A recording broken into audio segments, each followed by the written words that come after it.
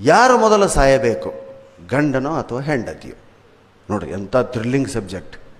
ನಿಮ್ಮ ಮನಸ್ಸಿನಾಗ ಇರೋದೇ ಬರ್ದಾರ ಅವ್ರು. ಹೌದಾ? ಈಗ ನಾ ಯಾರಂತ ಕೈ ಎತ್ತಿಸಿದ್ರೆ ಭಾಳ ಮಂದಿ ಎತ್ತೀರಿ ಕೈ. ಗಂಡ ಸಾಯ್ಬೇಕು ಅಥವಾ ಮೊದಲು ಹೆಂಡತಿ ಸಾಯ್ಬೇಕು? ನಾನು ಇಡೀ 2 ಪುಸ್ತಕಗಳಲ್ಲಿ ಮೆಚ್ಚಿರ್ತಕ್ಕಂಥ ಲೇಖನ ಇದು. ಯಾಕೆ ಪುಸ್ತಕ ಕೊಡ್ತೀನಿ, ಇನ್ನೂ ಇದ್ರ 10 ಪಟ್ಟು ಚಲೋ ಬೇರೆ ಅದಾವೆ. ಹೌದಾ? ಏನು ಹೇಳ್ತಾರೆ, ಎದಕ್ಕೆ ಸಾಯ್ಬೇಕು ಅಂತ ವಿಚಾರ ಮಾಡಿದಾಗ ಹೇಳ್ತಾಳೆ, ಗಂಡ ಹೇಳ್ತಾನೆ, ಹುಚ್ಚಿ, ನನ್ನ ಸರದಿ ಬಂದಾಗ ಯಾರು ಮೊದಲು ಹೋಗಬೇಕು ಕೇಳಿದ ಮಹಿಳೆ ಎಂದಿನಂತೆ ತನ್ನ ಬುದ್ಧಿವಂತಿಕೆಯಿಂದ ಆಲೋಚನೆಗಳು ಹೊರಹಾಕಲು ಪತಿಗೆ ಕೇಳುತ್ತಾಳೆ.